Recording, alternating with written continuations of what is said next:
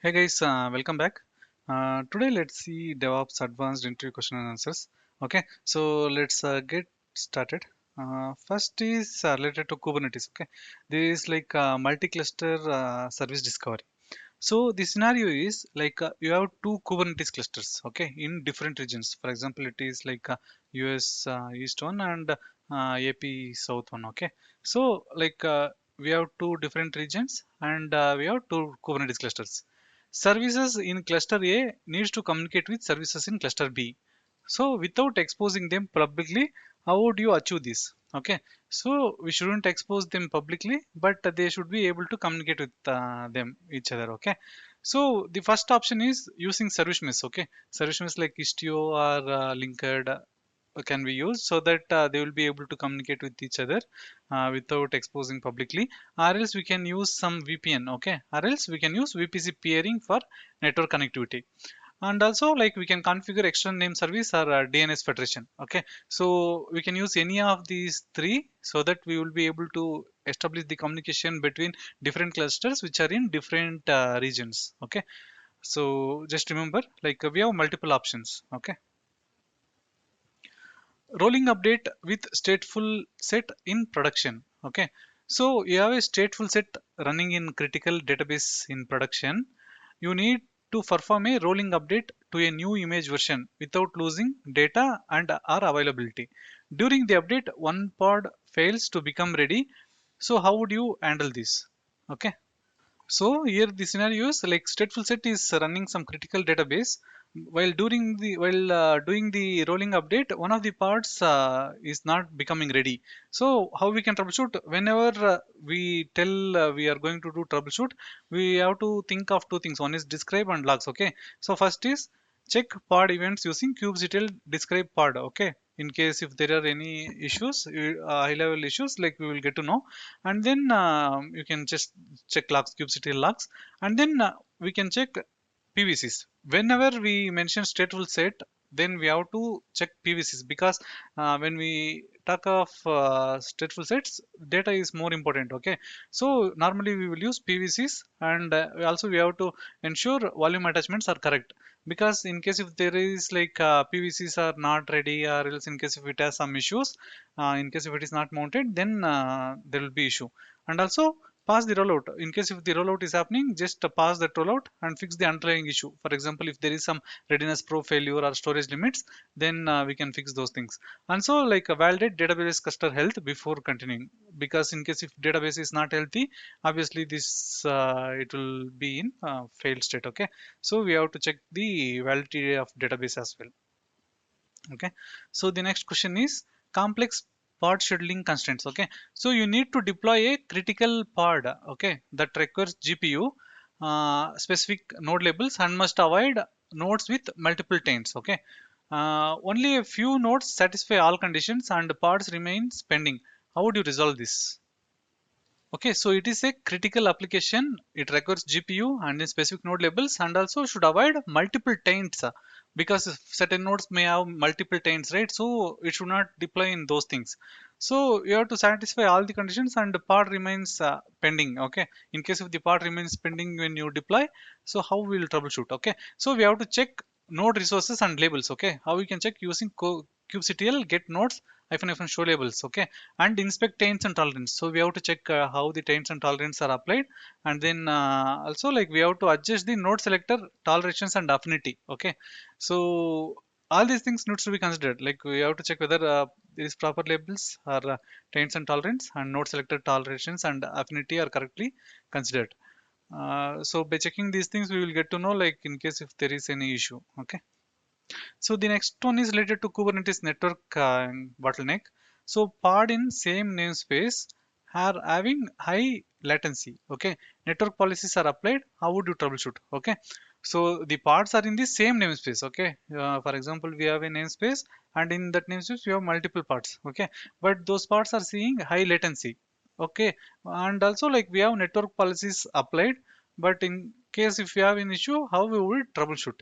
So first thing is we have to inspect CNI plugin, because in case if there is latency, It is because of the networking, right? So networking in Kubernetes normally is handled by CNI plugins. Okay, so we will have different CNI plugins like Calico, Funnel, etc. So we can inspect those plugins whether there is any issues in those things, and also like we can check network policy. So by using kubectl describe network policy, we will be able to check those network policies, and we can check in case if anything is blocked, we can check those things.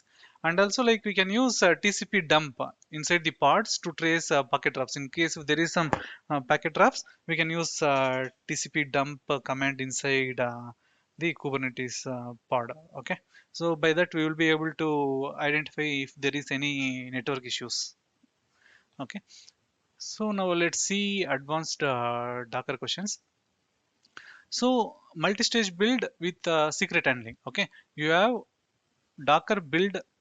Okay, so your Docker build requires API keys, but you do not want them in the final image. Okay, how would you securely pass secrets? So we require a API key, but you don't want them in the final image which you produce. Okay, so how would you securely pass secrets? So we can use hyphen build args with ephemeral secrets. Okay, so when we use hyphen build arg, we can pass ephemeral secrets. So ephemeral secrets are nothing but it is like a short-lived thing. Okay, it will be for very short time, and also we can use Docker build kit. Okay, so Docker build kit is very important. So normally we can use Docker build kit with hyphen secret feature so that we will be able to pass them securely, and also ensure no secrets are written into final layer. So in the final layer, when we use multi-stage Docker build, in the final layer we shouldn't mention any of the secrets. Okay, by that we will be able to pass the secrets securely. So Docker Swarm or Compose scaling issue. So your service scales in Docker Compose, but new containers fail due to port conflict. Okay, there is port conflict because when you use Docker Compose, maybe sometime in case if you have passed it as a same port, there will be conflict in case if you run it multiple times, right? So how can we fix it? Okay, so in case if you have to fix it, we have to use dynamic port mapping. Okay, so when you give dynamic port mapping, each time when you create the port numbers will change so that each application which you create will have the different port number. Okay, otherwise in case if you keep some constant port, then actually like there will be port conflicts by default. Okay, and also check for overlapping published ports across services. For example, if some other service is using certain port, in case if you try to use the same port, then also this conflict will happen. Okay, and also use overlay network for container to container communication. So overlay networks are used for Swarm or else like in Kubernetes. So in case if you use overlay network for container to container communication, then also you will be able to avoid this issue. Okay. So next, let's see Terraform questions. So the first question is related to complex multi-account AWS setup. Okay, so you need to deploy a VPC. Okay, you need to deploy a VPC in multiple AWS accounts. In multiple AWS accounts with shared resources like IAM roles, S3 buckets. So these IAM roles and S3 buckets should be available in across AWS accounts when you deploy this VPC. Okay, so how do you structure the Terraform?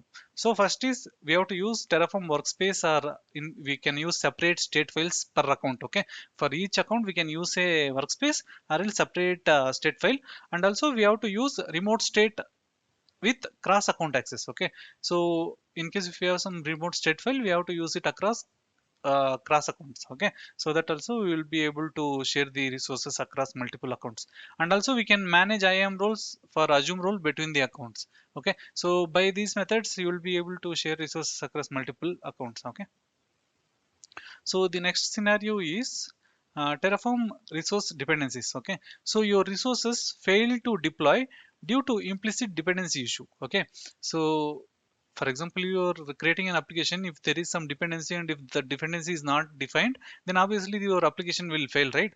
So how would you solve this one? So in Terraform, we have something called depends on. Okay, so depends on.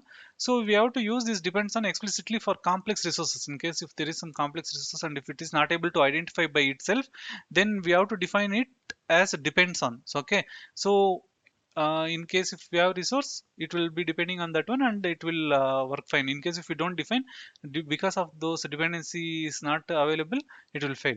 okay, and ensure modules propagate outputs correctly, and each module which you execute should give the correct output, okay. Otherwise, in case if the dependency doesn't have proper output and if you use that one, then also it may fail, okay. And check the circular dependency in modules. So even the circular dependencies should be checked properly in modules. So managing drift in large environment, okay. The scenario is in a 100 plus resource AWS environment, manual changes are frequent, okay. For example, we have hundreds of resources, okay. So in case if we have hundreds of resources and if we have like 10 to 15 team members, obviously like someone is going to make some changes due to some testing or whatever reason, in case if there is a bug and if they have to fix, or else due to some automation or something, whatever it is, they may make some changes, okay, like manual changes, okay. How do you detect and reconcile drift, okay? So in case if you have to find the drift, then we have to use Terraform plan hyphen refresh only, okay, so that we will know like what is the change from current environment to the existing environment. And also we have to implement policy as code with Sentinel. So Sentinel is for security purposes. It will be used in the um, Terraform clouds, and also like you can use open policy agent, okay, so that we will be able to secure that one and we will be able to detect the drifts. And also like automate drift detection via CI/CD pipelines. For example, in case if we use some GitOps pipelines, then also like we will be able to find the drifts automatically, okay. So we can use Terraform plan refresh only, or else we can use policy as code with Sentinel. And also like using CI/CD like GitOps tools, we will be able to manage the drifts, okay. So next question is related to Ansible. So dynamic inventory for hybrid cloud. So dynamic inventory, it is very important even in your environments. In case if someone questions you like how do you manage your inventory for dynamic IPs, then you can tell this one, okay. So scenario is you have a mix of AWS, Azure, and on-prem servers, okay, and you need to dynamically manage for playbooks. How do you set it up, okay? So use cloud dynamic inventory plugin. So we have a plugin called cloud dynamic inventory plugin. In AWS it is AWS EC2, and in Azure RM, okay. So based on this we will be able to manage the inventories. And also like cache inventory for speed and consistency. In case if we cache these things, in case if we are executing, instead of checking the IPs each and every time in the inventory, it will be able to directly access it from the cache and it will execute faster, okay. And handling tagging for environment specific deployment, and also we can manage the taggings as per the environment, so that we will be able to manage this inventory as well, okay. So main thing is using this cloud dynamic inventory plugin, or else in case if you want any specific thing, you can write your own inventory management using any of the Python scripts, okay, so that you will be able to manage it. Zero downtime deployment, okay. So rolling update of 50 plus web servers without downtime. How do you structure Ansible playbook? So we don't want any downtime for 50 plus web services. So how we can structure the Ansible playbook? Okay. So first thing is we have to use serial. Okay. So serial means like we can assume like how many applications can run at a time, and also like max fail percentage, like maximum like how many jobs can fail at a time. So in case if we define these things, we will be able to manage like how many jobs can run. Okay. So we have to define those things in the playbook. And also like we have to validate health after each batch with handlers, okay. Using handlers we should find the health of batches, okay. And also integrate with load balancer to drain traffic before update. So we can also use load balancer to drain the traffic. So based on these things, we will be able to do the rolling update of 50 plus web servers, and we will be able to achieve that without any issues, okay. So normally we have to use serial and max fail percentage in playbook, and also handlers and drain traffic, okay. Ansible vault in CI/CD, okay. So the scenario is like secrets need to be deployed securely in CI/CD pipeline. How do you manage them using Ansible Vault? Okay, so when we use Ansible Vault, we can encrypt the secrets using Ansible Vault and then encrypt string. Okay, so by this thing we will be able to encrypt that one, and we can use Vault password in CI/CD using these Jenkins credentials or something. Okay, so that we will be able to pass it securely. And then like avoid storing vault password in repo or logs. Okay, in case if we store these passwords in any of the repos, then actually it will be exposed to the public. Okay, public, or else in case if any of the team members, they will be able to access this one. Okay, in case if you have to keep it secretly, you can use Ansible vault to convert it into an encrypted file, and then you can use vault password in the Jenkins credentials. Okay, and also avoid vault passwords in any of the repos. Okay, so that you will be able to save your credentials properly. Okay, next question is related to AWS.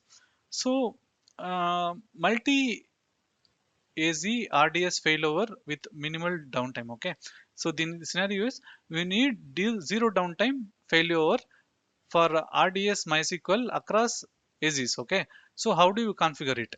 So first thing is you have to enable multi-AZ deployment, and also use read replicas for scaling read traffic. Okay, for example, in case if you have any of the applications which just requires read, you can just increase the read replicas and scale the read traffic. Okay, and also test failover with the multiple AZ failures. Okay, so in case if you have to test the availability, then you can test it with failover across multiple availability zones. Okay, by this you will be able to configure the multiple uh, availability zone RDS.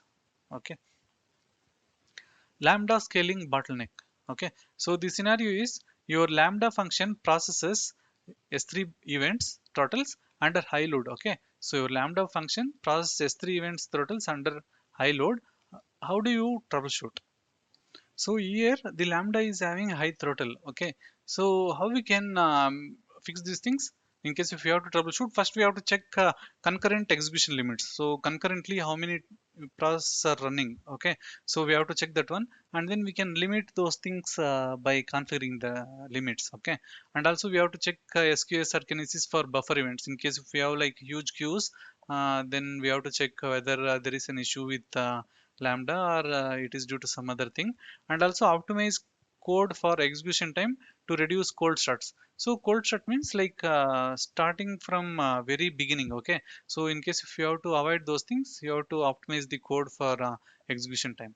Okay, by that you will be able to fix the lambda scaling issue. Okay, so cross region CICD deployment. Okay, so deploying infrastructure and code to multiple regions automatically with Terraform and code pipeline. Okay, so how do you implement? So we have to deploy to multiple regions, right? So in case if you have to deploy to multiple regions, use Terraform modules with regions variable. Okay, in case if you use regions variable, you will be able to deploy it across multiple regions. Okay, and also implement code pipeline with multi-region stages. In case if you have to deploy it using code pipeline, then you have to define it in the stages for multi-region. Okay, and also ensure state management is consistent and using remote backend. Okay, because in case if you are not using any of the remote backend, then in case if the state file is deleted or corrupted, then obviously like you will not be able to manage the state. Okay, so we have to follow these things. Okay, so that we will be able to deploy it across multiple regions. Okay, thank you guys. If you like the video, please like and subscribe to the channel. Thank you. Bye.